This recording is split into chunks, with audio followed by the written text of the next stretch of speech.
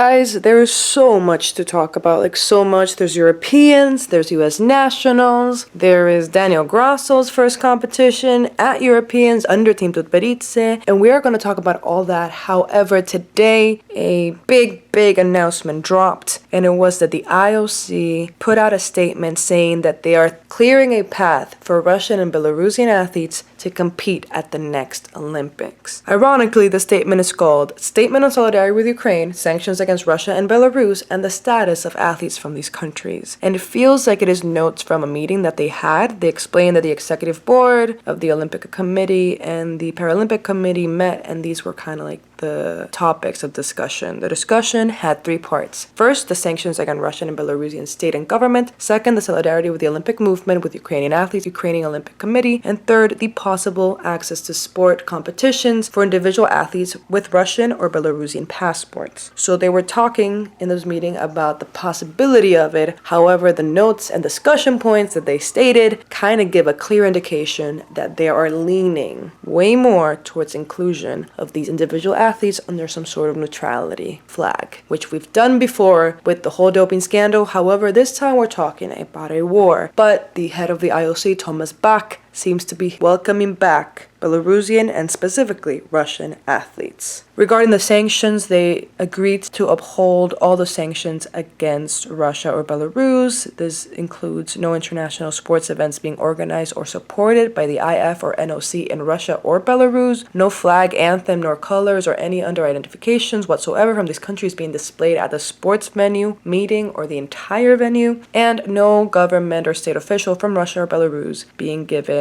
accreditation for any international sports meeting. They of course said that they're going to stand with solidarity with the Ukrainian athletes and the Ukrainian Olympic Committee. They will continue to strengthen their unwavering commitment to the solidarity with the Ukrainian athletes and the Ukrainian Olympic Committee at Paris 2024 and Milano Cortina 2026, which is the Winter Olympics. However, in point number 3, when they're talking about the possibility of these individuals with a Russian or Belarusian passport, here is where things take a turn. They continue, we're going to respect the rights of all athletes to be treated without discrimination in accordance to the Olympic Charter. Governments must not decide which athletes can participate in which competitions and which athletes cannot. So in point number C is where we begin by saying no athlete should be prevented from competing just because of their passport, which I agree, but like Zelensky said, tyrannies tend to use sport to strengthen their ideological interest, and we will get more into that quote later on. The IOC continued saying, a pathway for athletes' participation in competition under strict conditions should be therefore further explored. So this doesn't confirm that they will 100% participate, but they are very open to the fact and agree that a pathway, opening a door, allowing the possibility of these individuals to compete is in their interest and they wish to do so. And they state that the best way for this to happen is with strict conditions. Strict conditions being, athletes would participate in competition as neutral athletes and in no way represent their state or any other organization in the country, as is already happening in professional leagues, particularly in Europe, the United States, and Canada. Only athletes who fully respect Olympic Charter would participate. This means in particular, first,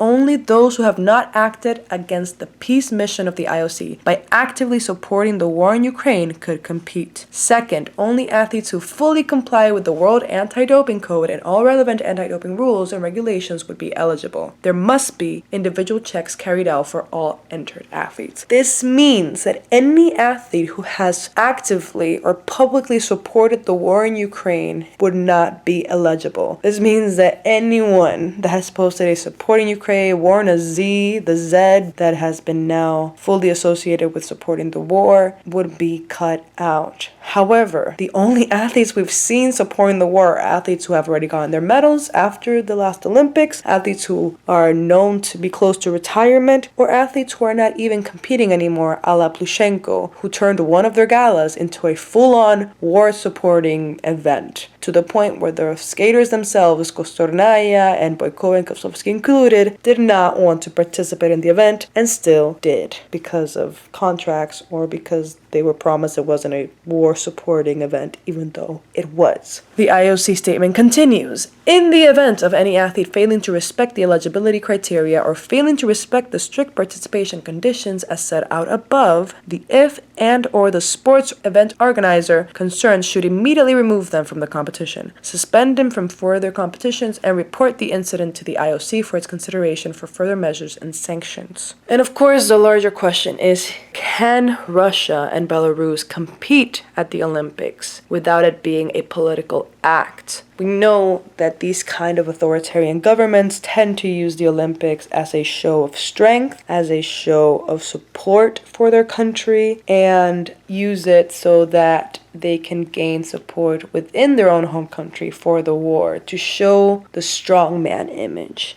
Additionally, Russia is very state-sponsored when it comes to sport. I mean, every single figure skater in Russia comes from a state-sponsored program. The competitions are shown on Channel 1, or the first channel as they call it. That is a state-sponsored channel. And so these figure skaters have a vested interest in not talking against the war because they're state-sponsored, but they're also not eager to speak in favor of the war because they know that that is also a bad move commercially, and they might also not support it personally. As we all remember, Evgenia posted what seemed to be a support for Ukraine post with a skyline that had yellow and blue a la Ukrainian flag, and talked about how she just wished everything would be okay and done with. But of course couldn't outright state that she is against the war, as she is still very much a state-sponsored athlete competing and commenting on state-sponsored figure skating competitions on a state-sponsored channel, the first channel, even competing on a reality TV show on it. So their livelihood is very much attached to the state and to the government. So can any Russian athlete truly be a neutral athlete? Can there be a system that sufficiently and effectively vets any individual regarding their position on the war? Because essentially what they're saying is you're only allowed to compete if you have not publicly said you're in favor of the war. Because how else would they know? Are they going to individually be like, do you support the war, yes or no? Because the only way they are allowed to compete is to say no, even if they do support it. So it gives a lot of gray room, a lot of space for there to be muddied waters, I would say. But it is clear that the IOC and its head, Thomas Bach, is very much in favor of letting them back into the Olympics. So we'll see if that becomes reality, and if it does, will Ukraine boycott? There seems to be threats of boycotting, as their Minister of Sport has spoken out saying that they would consider a boycott if the Russian and Belarusian athletes were allowed to compete under a neutral flag. So there is a lot here to be on the lookout for. Additionally, after that big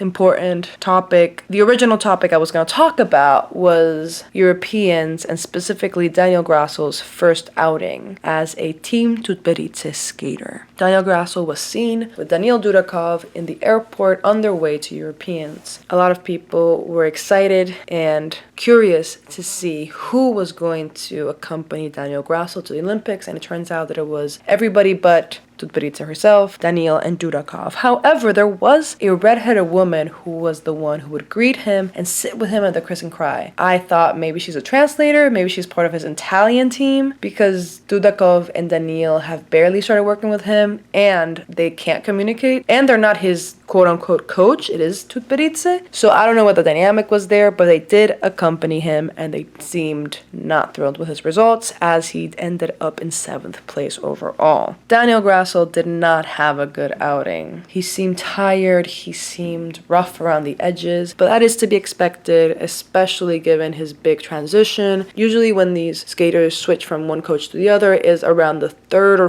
4th competition that you can finally see any difference in terms of results and technique. So around that is where I would try to pay attention to see if the Team Tutberidze formula will actually work for him. Daniel Grasso did not seem proud. He seemed actually sad and ashamed by the end of his short, and I'm guessing he was hoping to prove everybody wrong, as this was his first outing. But like I said, usually the first outings are rough anyways, so I did not expect him to do well, but this was particularly rough for him given the fact that he shined in the last few seasons. However, the thing that became the most noteworthy out of this competition were the statements that Daniel Grasso gave regarding the reception that he received with this transition. Daniel Grasso went into detail about how he had to even turn off his phone because so many people were trying to reach out to him to say, quote unquote, nasty thing. Daniel Grasso states, "It was very difficult for me to find motivation. The whole past year passed under the auspices of the Olympics, but they motivated me less and less. To be honest, I was not very happy to train, skate, or compete. Each performance ate at my nerves. After the Italian nationals, I decided that something needed to be changed, and I made the best decision that could be made for my career. I went to the academy of Eteri Tutberidze because she is one of the best coaches in the world." For young 14-year-old girls, why do you keep absolving that?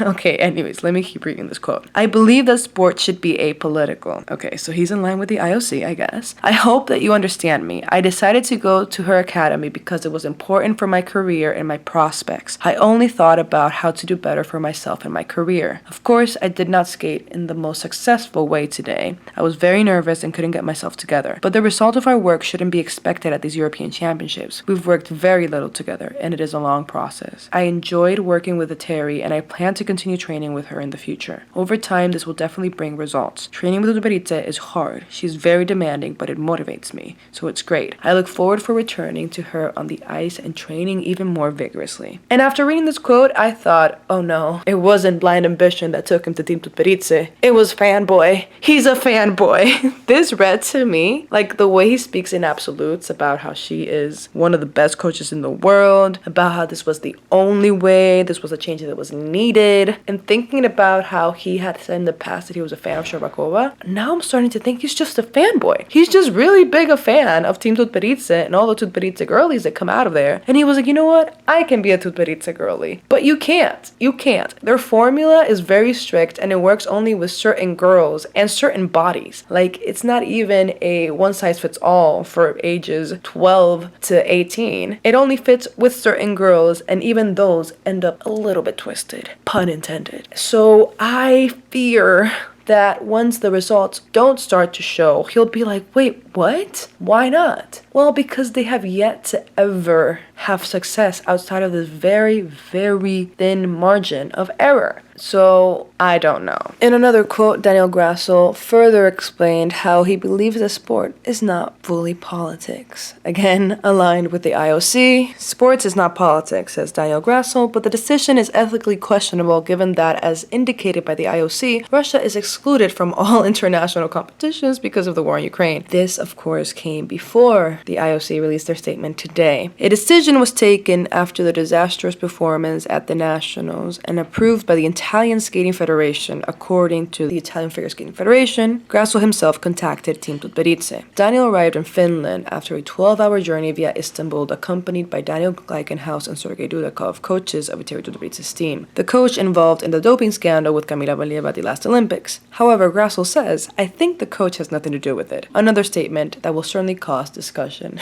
I love how shady FS Gossip was in this one. So, on top of everything, he also says that the coach has nothing to do with it regarding the doping, which alludes to the fact that it was only Kamila, not her actual coaching team, which is a crazy take to have regarding this doping situation, because for as much as I want Kamila to have repercussions and any sort of punishment regarding the positive test, the reality is that for there to be any semblance of justice, the team of adults around her are the people that need to be investigated, that need to be given punishments, that need to be given sanctions, something, so that we can get the root of the cause out of the equation. Because a 15-year-old girl did not dope by herself. But yes, Daniel Grasso did not do great at this Europeans, ending up in 7th place overall. The winners for the men's event ended up being Adam Xiao Himfa from France, Matteo Riso from Italy, and Lucas, I'm not even going to try to attempt that last name, Brichtig from Switzerland.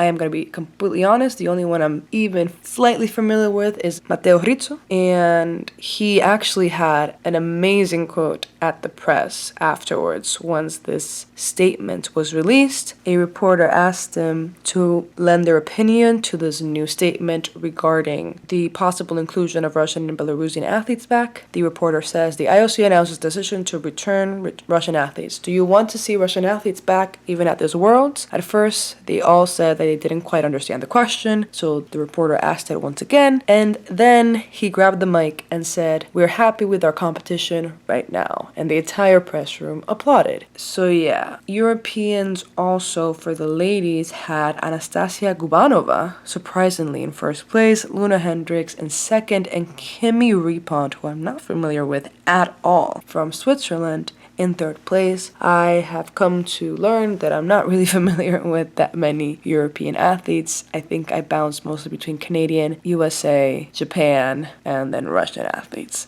But congratulations to all the European winners. For US nationals, I do want to make an individual video because I am a bit more familiar with everybody there. And yeah, that's basically it. Today was a heavy video. It was a sudden video. I just really wanted to make this given the magnitude of the news that dropped today. And let me know what you guys think in the comments. It is a hot button topic. I know all of you have an opinion and it maybe differs from mine. As always, shout out to my VIPs. Shout out to Karina, Leslie, Natalia, Timothy, and Alert. There are 2 new patrons that we're gonna shout out, V and Tori. They freaking rhyme. How about that?